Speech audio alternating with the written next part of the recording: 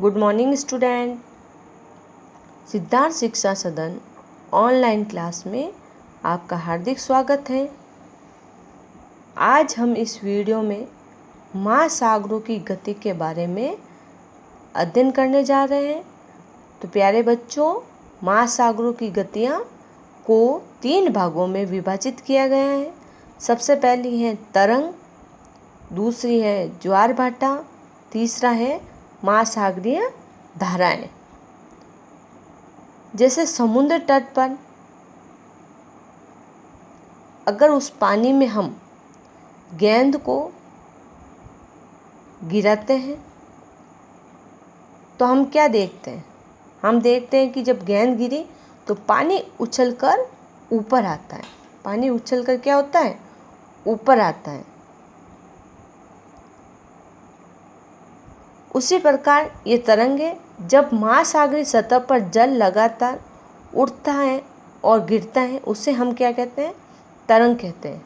महासागरीय सतह पर जल लगातार उठता है फिर नीचे गिरता है, यानी ये उठेगा फिर नीचे गिरेगा, फिर उठेगा फिर नीचे गिरेगा, तो उसे हम क्या कहते हैं? तरंगे कहते हैं। क्या कहते हैं? तरंगे कहते हैं।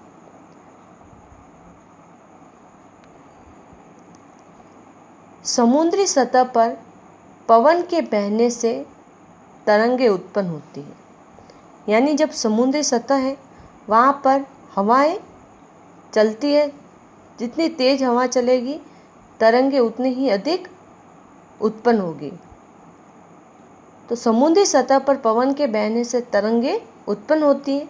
जितनी तेज हवा बहती है तरंगे भी उतनी बड़ी होती हैं। तूफान में विशाल तरंगे उड़ती हैं। तूफान में विशाल तरंगे उड़ती हैं जो विनाशकारी होती हैं। जो क्या होती है? विनाशकारी होती हैं। फिर है भूकंप, ज्वालामुखी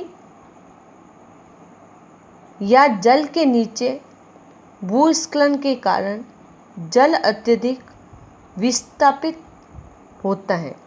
जल अत्यधिक विस्थापित होता है। इसके परिणाम स्वरूप 15 मीटर ऊंची विशाल तरंगे उड़ती हैं। 15 मीटर ऊंची विशाल तरंगे उड़ती हैं, जिसे हम क्या कहते हैं? सुनामी कहते हैं। क्या कहते हैं बच्चों? सुनामी। सुनामी कहते हैं। ये तरंगे 700 किलोमीटर प्रति घंटे से अधिक की गति से चलती हैं। यानी जो ये सुनामी तरंगे हैं वह 700 किलोमीटर प्रति घंटे से अधिक की गति से चलती हैं। 2004 के सुनामी से भारत के तटीय क्षेत्रों में अत्यधिक विनाश हुआ था।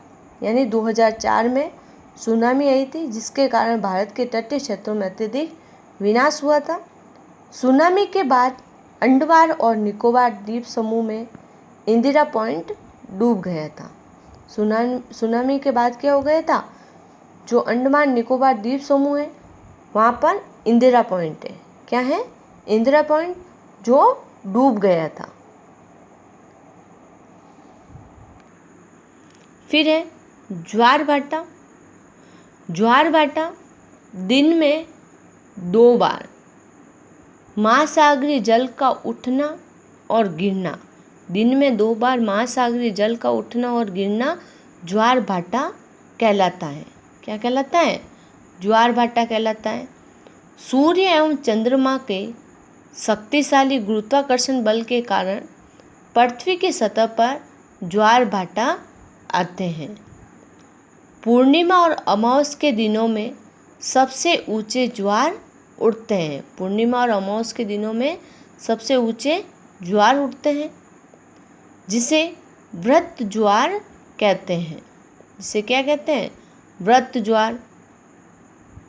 जब चांद अपने प्रथम अथवा अंतिम चतुर्थांश में होता है तब निम्न ज्वार भाटा आता है, जिसे हम क्या कहते हैं? लघु ज्वार भाटा कहते हैं। क्या कहते हैं? लघु ज्वार। ज्वार भाटे भी 2 प्रकार के, एक तो व्रत ज्वार और दूसरा है लघु ज्वार।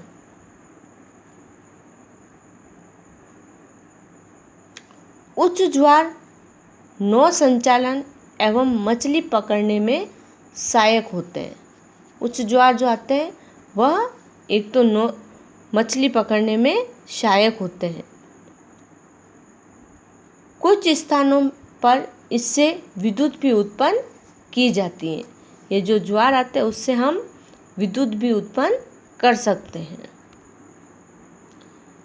जब सर्वाधिक ऊंचाई पर जल उठकर तट के बड़े हिस्सों को डुबो देता है उसे हम क्या कहते हैं? ज्वार कहते हैं। ज्वार किसे कहते हैं? जब सर्वाधिक ऊंचाई पर जल उठकर तट के बड़े हिस्सों को, जैसे कि ये जल है उठकर बहुत ही ऊंचाई पर, यानी यहाँ पे भी बड़ा हिस्सा है उसको डुबो देता है, उसे हम ज्वार कहते हैं। जब जल अपने निम्न स्तर तक आ जाता है एवं तट से पीछे चला जाता है तो उसे हम क्या कहते हैं? भाटा। क्या कहते हैं? भाटा। फिर है महासागरीय धाराएं। महासागरीय धाराएं निश्चित दिशा में महासागरीय सतह पर नियमित रूप से बहने वाली जल की धाराएं होती हैं। महासागरीय जो धाराएं हैं निश्चित दिशा में महासागरीय सतह पर नियमित रूप से, यानी निश्चित दिशा में, यानी जैसे कि इस साइड में बह रही है तो इस साइड में, यानी उनकी एक दिशा निश्चित होती है।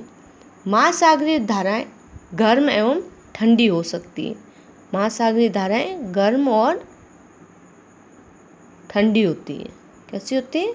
गर्म और ठंडी होती है।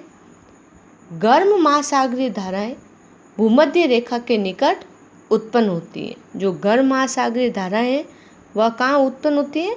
भूमध्य सागर के निकट। कहाँ होती है बच्चों? भूमध्य सागर के निकट।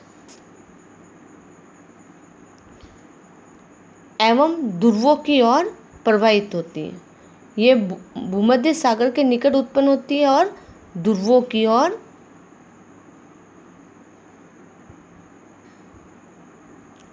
प्रवाहित होती हैं। ठंडी धाराएं जो है, एक तो हो गई गर्म धारा, दूसरी कौन सी हुई बच्चों? ठंडी धारा।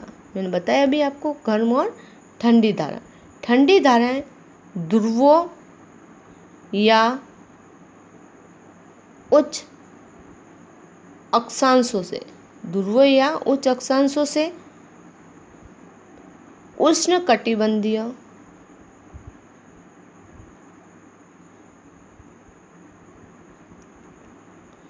या निम्न अक्षांशों की ओर प्रवाहित होती हैं। लैब्राडोर महासागरीय धाराएं शीत जल धाराएं हैं, जबकि गल्फ स्ट्रीम गर्म जल धाराएं होती हैं। महासागरीय धाराएं किसी क्षेत्र के तापमान को प्रभावित करती हैं। गर्म धाराओं से स्थलीय सतह का तापमान गर्म हो जाता है। गर्म धाराओं से स्थल का जो तापमान है वह गर्म हो जाता है। जिस स्थान पर गर्म एवं शीत जल धाराएं मिलती हैं वह स्थान विश्व भर में सर्वोत्तम मत्स्यन्य क्षेत्र माना जाता है। जापान के आसपास एवं उत्तर अमेरिका के पूर्वी तट इसके कुछ उदाहरण हैं। जहाँ गर्म एवं ठंडी जलधाराएं मिलती हैं वहीं कुहरे वाला मौसम बनता है। यानी ठंडी और गर्म जलधाराएं होगी, वहाँ कुहरे वाला मौसम होता है और नौ संचालन में बाधा उत्पन्न करता है। यानी जो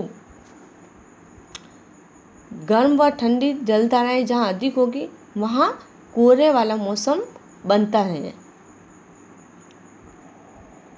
ठीक है बच्चों, इसी के साथ आपका पाठ भी समाप्त हुआ। इस पाठ के क्वेश्चन आंसर जैसे इसमें से मैंने आपको प्रश्न पहला करवा दिया, दूसरा करवा दिया। लहरों की ऊंचाई प्रभावित करने वाले कारक कौन कौन से हैं?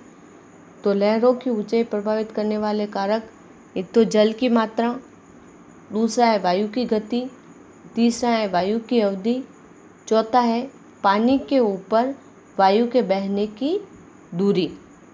फिर अगला प्रश्न है, महासागरीय जल की गति को प्रभावित करने वाले कारक कौन कौन से हैं? तो महासागरीय जल की गति को प्रभावित करने वाले कारक वायु की गति, तापमान,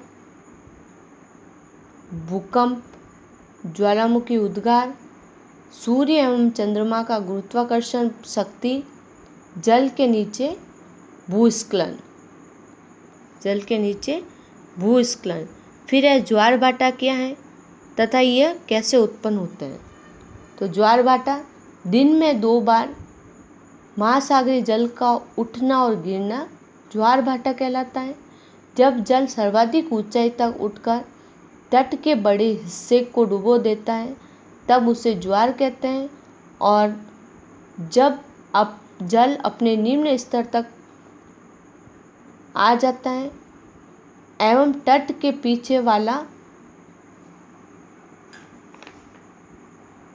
पीछे चला जाता है तो उसे हम क्या कहते हैं?